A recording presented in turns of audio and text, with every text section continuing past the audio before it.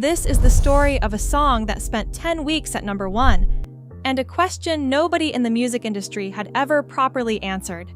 In the summer of 2021, BTS released Butter. It debuted at number 1 on the Billboard Hot 100 and stayed there for 10 weeks, the longest run of any song that year.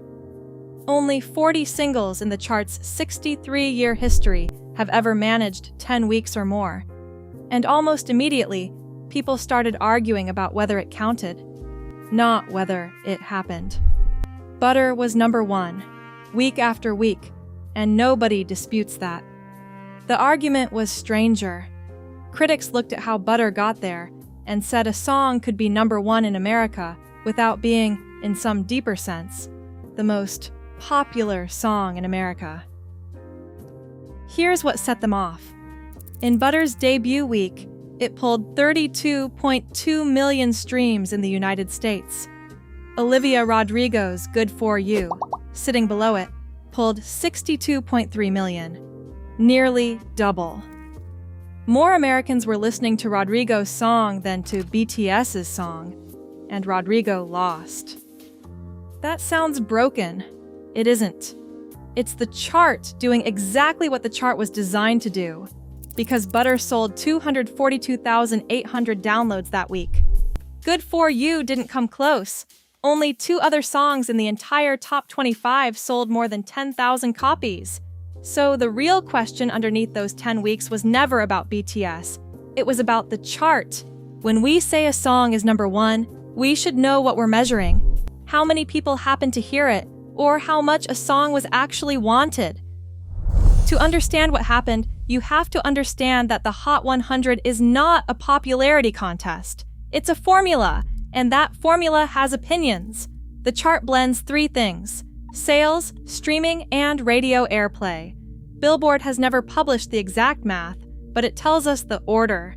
Streaming carries the most weight overall, then radio, then sales. That sounds like it should have doomed Butter. It didn't, because of a detail buried inside the formula. Streams are worth almost nothing individually. It takes roughly 1,250 paid streams to equal a single purchase. Think about what that means. Streaming reflects passive listening. A song plays because it landed on a playlist, or because the algorithm served it up while somebody washed the dishes. Buying is different. Buying takes a decision. Somebody has to want the song enough to open a wallet. The Hot 100 was built deliberately to reward that. Now put Butter back into the machine. In its debut week, roughly 68% of its chart points came from sales. Good For You drew about 7% from sales, despite nearly doubling Butter's streams. And in a typical week, songs on the Hot 100 take about 2% of their points from sales. 2%. Butter was at 68. That's a wildly unusual shape for a hit record. It's also completely legal. Butter was number 1 because a very large number of people had chosen, individually, to buy it. The chart had always said that mattered more than passive plays. Butter just took it at its word. Here's where the story usually gets whispered, as though it were something to be embarrassed about. It shouldn't be. Butter did not come out once. It came out repeatedly. The original arrived on May 21st, alongside an instrumental, both at 69 cents rather than the standard $1.29. A remix called Hotter a week later, then Cooler, then Sweeter, a version with different cover art, a vinyl single, and a cassette, a CD single in July. Billboard's own reporting counted 6 digital versions plus 2 physical singles. Each one was a separate purchase. Each one counted. And ARMY organized. Fans timed their purchases to land inside the right tracking week. They pooled money internationally, so fans in Manila or Sao Paulo could fund purchases that registered as American sales.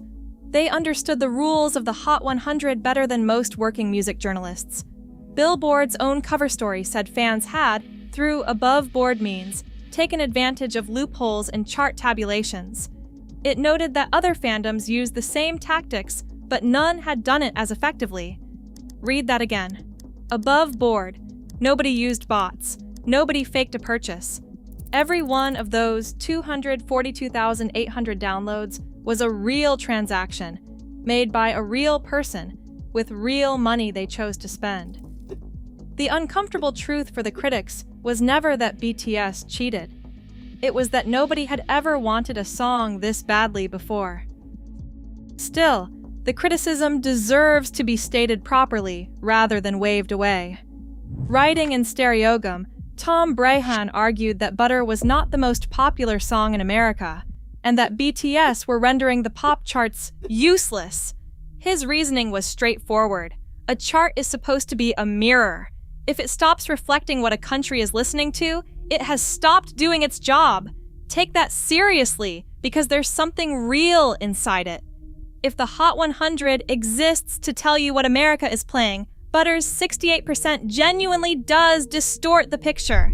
But here's what that argument requires you to ignore. Ed Sheeran sold Bad Habits as an original and as an acoustic voice note version, both at 69 cents. In the very same window, Butter was on top. The Weeknd sent Save Your Tears and Die For You to #1 on the strength of new versions featuring Ariana Grande. And the entire bundle era, when Travis Scott and Justin Bieber stapled albums to tour tickets and t-shirts and watched the charts reward them for it. Multiple versions, aggressive discounting, remixes timed for chart weeks, standard American music industry tactics, decades old, and never once described as rendering the charts useless. Chris Molanphy, one of the most respected chart analysts working, put it plainly. BTS were playing and winning the Billboard charts game fair and square. As long as nobody is boosting totals with robotic replays or fake purchases, he wrote, it's entirely fair for fans to buy the remixes. And then RM answered the question himself and answered it better than anyone. He called it a fair question. But if there's a conversation inside Billboard about what being #1 should represent, he said, then it's up to them to change the rules and make streaming way more. It just feels like we're easy targets because we're a boy band, a K-pop act, and we have this high fan loyalty. Nobody demanded an asterisk when The Weeknd released a remix. The argument never resolved. What happened instead is that the rules quietly changed. In January of 2022, 7 months after Butter's last week on top, Billboard changed how digital sales were counted. If one customer bought 2 or more digital copies of the same song in a week, only one would count. Previously, up to 4 had. Billboard also set a price floor of 39 cents, closing the discounted download window Butter had used so effectively. And here is the strangest part of the entire story. Billboard never announced it. No press release. No executive statement. Nobody at the company ever explained the reasoning, and nobody at the company ever mentioned BTS. The change surfaced through a blog post from a music distributor. Reporting afterward suggested some record labels had not been told either. So we should be careful. It would be easy to say Billboard changed the rules because of BTS. Nobody at Billboard has ever said that. What we can say is that the change targeted, with real precision, the exact strategy Butter had used, and that it arrived 7 months after Butter left the top of the chart.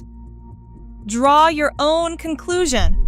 But notice what a rule change actually is. A rule change is an admission that the old rule produced an answer the rule makers didn't like.